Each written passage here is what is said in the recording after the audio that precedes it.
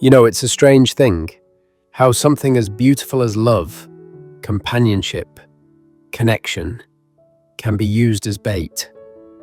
And for many older adults out there, especially those who've lost a partner or are just trying to open up again later in life, that search for love becomes vulnerable ground, not because they're foolish, but because they still believe in connection.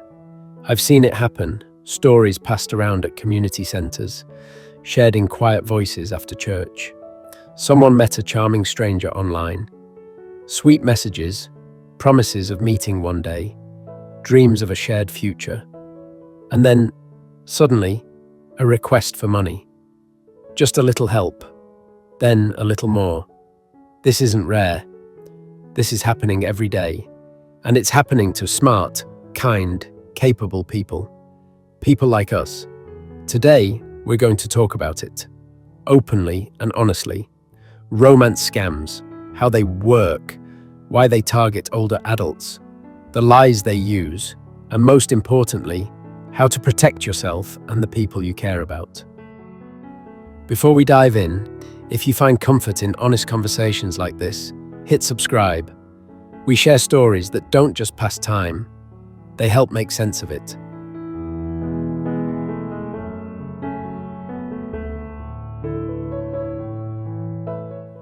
So, why us? Why are older adults so often the target? Well, I'll tell you something that might not surprise you. It's not because we're gullible, it's because we're human. As we get older, life shifts. Some of us have lost a spouse.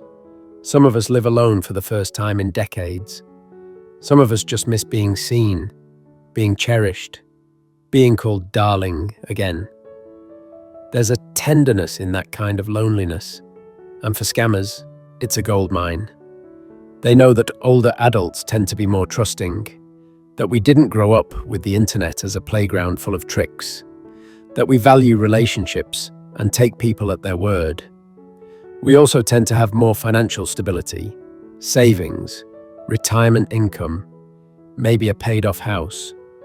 And let's be honest, we're less likely to report it when something feels off. Why? Because it's embarrassing.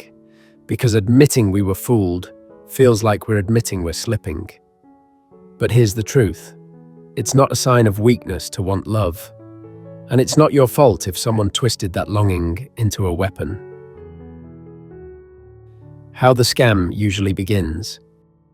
It almost always starts the same way. A message, a friend request, a "hello beautiful" in your inbox.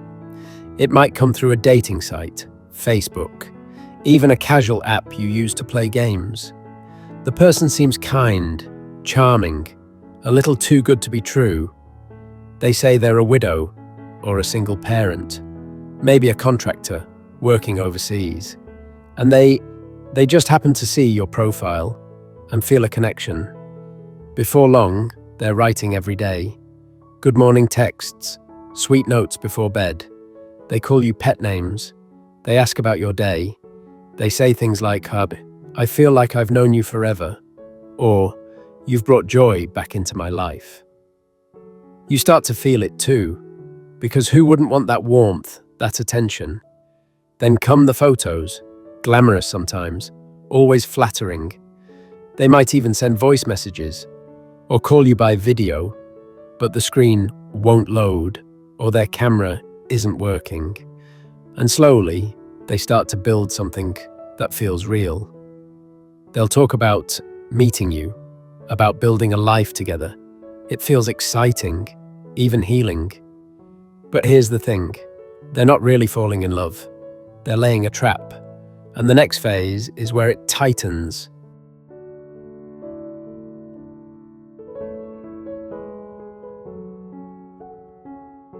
Once they've got your trust, that's when the lies begin. Not wild stories at first, just little cracks in the story. But if you listen closely, these scammers follow the same script over and over. Here are the most common lies I've seen, and you should know them by heart. Here is the first. I work overseas and can't meet right now. They'll say they're on a rig, in the military, or stationed in a remote area. Why? Because it gives them the perfect excuse to avoid meeting face to face. No awkward coffee date, no video call, just words and promises. Here is another. I want to come see you, but I need help with the ticket. They'll say they've been saving, but they're just short on airfare, or their account is frozen. They ask you to cover it, just this once.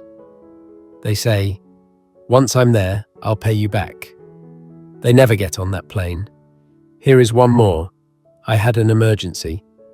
Can you help me just this once? They lost their wallet, their kids in the hospital, their passport was stolen. It's always sudden, always emotional. They know if they push your heartstrings, your logic will quiet down. How about this one? I've fallen in love with you. And they say it fast, sometimes within days. They'll say, I've never felt this way before. You're my soulmate. It feels wonderful. But real love grows, slowly. They're trying to hook you, fast and deep. It doesn't stop there. Have you heard this one? Don't tell anyone about us. They wouldn't understand. This is one of the most dangerous lies. Because once they isolate you, they control the story. If someone in your life starts asking questions, the scammer tells you they're jealous. They're protecting their lie by turning you against the people who care. How about this one?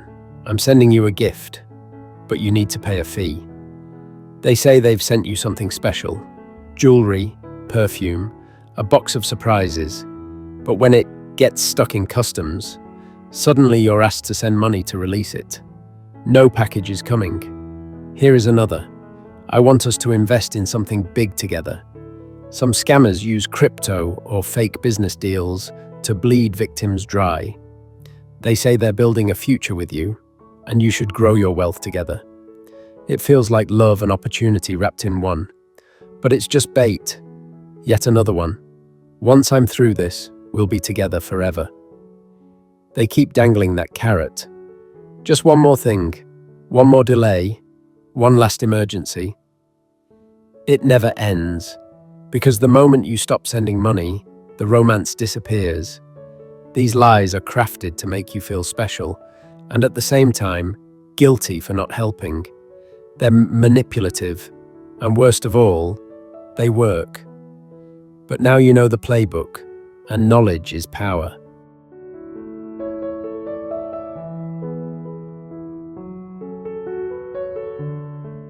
The real danger of a romance scam isn't just the money, it's what it does to your heart, your confidence, your sense of reality.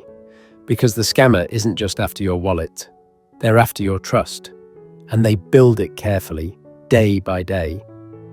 They mirror your values. They remember your stories. They say all the right things at just the right time. And when they ask for something, they don't just make it about them. They make it about us. It's not a loan, it's an act of love. You're the only one I can count on. If you really care about me, you'll help. And here's what happens inside you. You start to feel needed, important. You want the love to be real, so you ignore the red flags. You justify things. You tell yourself, maybe I'm just being suspicious. Or worse, maybe I'm too old to find someone else. The scammer creates urgency, because urgency shuts down reasoning. They play the long game when they need to, and if you ever push back, they don't get angry right away. They get hurt. They say things like, I guess I was wrong about you, or I thought we had something real. That's not love, that's manipulation. And the longer it goes on, the harder it is to break away, because shame sets in. You don't want to tell your kids or your friends. You're afraid they'll say, how could you fall for that? But listen to me carefully. This isn't about being naive. It's about being targeted. And if you've ever felt caught in something like this, I want you to know, you are not alone, and you are not to blame.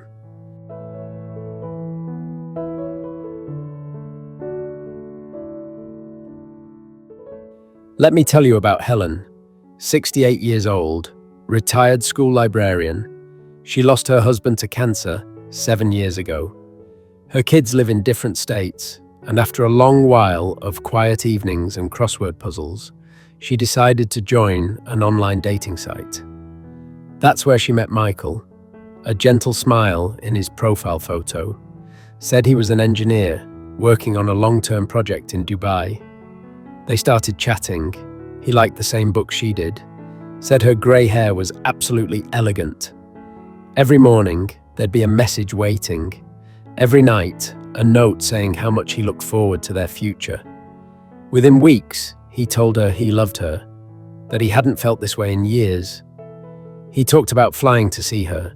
They picked a weekend. She even cleaned the guest room. Then, an emergency.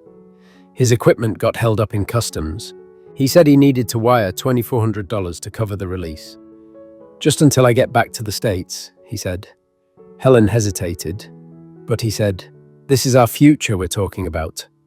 So she sent it. 2 weeks later, another delay. His wallet had been stolen. Then, his daughter, he had never mentioned a daughter, was in a car accident. Each time he asked for help. Each time Helen sent what she could. Over 5 months, she wired more than 18,000. And one day, just like that, Michael disappeared. Phone disconnected, profile deleted, emails bounced back. And Helen, she didn't tell her children for almost a year. Not because she didn't know it was a scam, but because she didn't want to hear the words, "How could you let this happen?" That story, it's not just Helen's, it's thousands of Helens, and Harolds, and Mariahs, and Jims. And if it's happened to you, I want to say this with my whole heart. You're not broken. You were targeted because you're still open to love. That's not a flaw, that's a strength.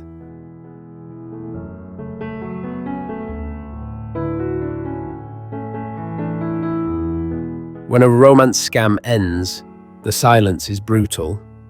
Not just because of the money lost, though that can be devastating, but because of what it takes from a person. First, there's the shame. You question your judgment. You replay every message, every sweet word, wondering how you didn't see it coming. And sometimes, the people around you aren't gentle. They say things like, "Why didn't you tell me?" Or, "That should have been obvious." But the truth is, when you're in it, it's not obvious, because it's not just about logic. It's about connection and hope. And no matter your age, we all want to feel chosen.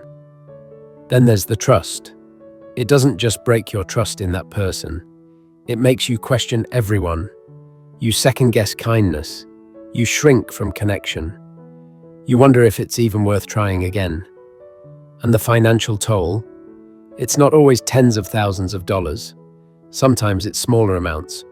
$200 here, $600 there. But it adds up. And more than the dollars, it's the heartbreak of realizing it was all an illusion. Some people lose their life savings. Others go into debt. Some are too embarrassed to ask for help or admit what happened. So the scam keeps hurting them, even long after it ends. And here's the part that really stings. Scammers count on that silence. They rely on the fact that most victims won't report it, won't tell anyone, won't warn the next person in line. But the moment we start talking about it, openly, without shame, that's when the power starts to shift.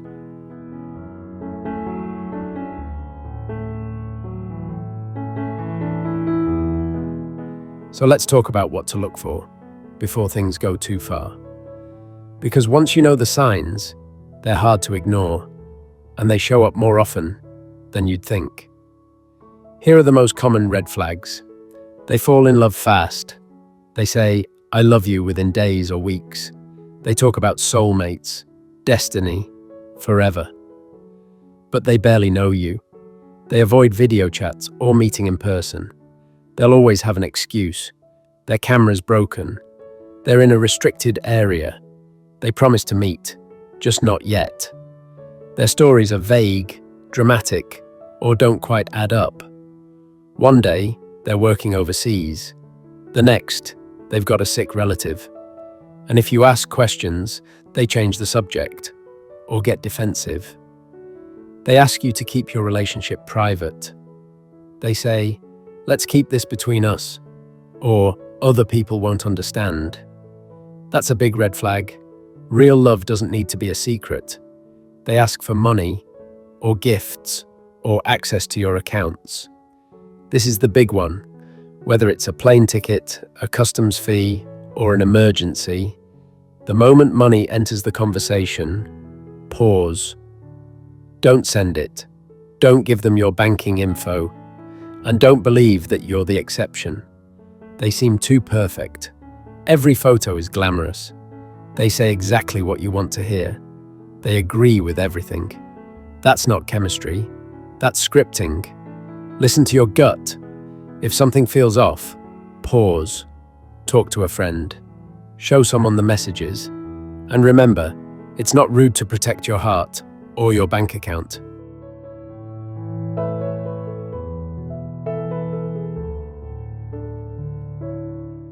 All right, so what happens if that little voice inside starts whispering, "This doesn't feel right"?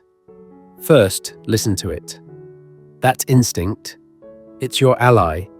And here's what to do next. First, stop all communication. No need to explain. No dramatic goodbye.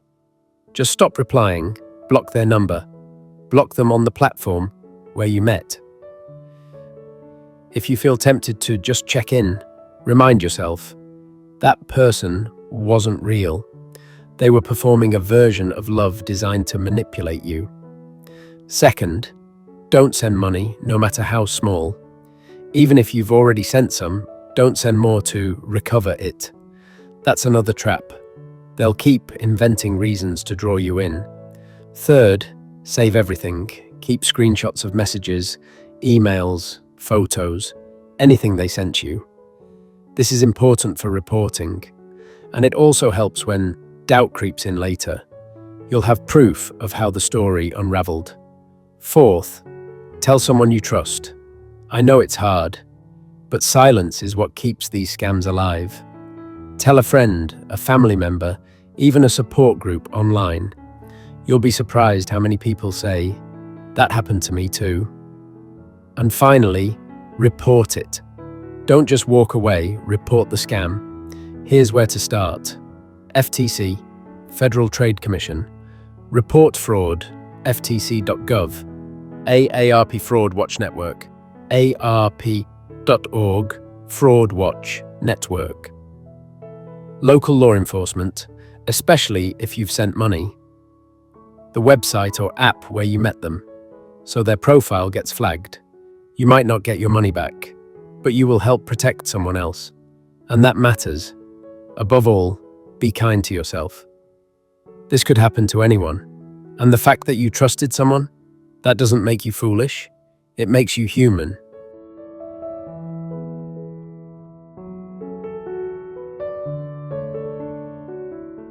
You know, when we talk about scams like this, it's easy to focus on the money, the losses, the headlines, the numbers. But what stays with me the most are the quiet details. A woman who said, "He made me feel seen again." A man who admitted, "I just wanted someone to talk to at night." This isn't about weakness. It's about being human in a digital world where not everyone plays fair. And if you've been through something like this, or someone you love has, let this be a reminder. You're not alone. You're not broken. And there's no shame in wanting love. But love, the real kind, doesn't ask for secrecy. It doesn't rush you. It doesn't cost you your savings, your peace, or your dignity. Real love shows up in person. It listens. It honors your boundaries. And it never makes you feel smaller for asking questions. So, if you ever find yourself doubting what's real, pause. Talk to someone you trust. And remember, your heart deserves the kind of love that doesn't come with strings attached. If this video resonated with you, I'd love to hear your thoughts. Maybe you've seen a story like this in your community. Maybe you've lived it. Whatever you're comfortable sharing, drop it in the comments. And if you think this might help someone else, pass it along. Sometimes a quiet warning can save a world of heartache. Thanks for being here with me today.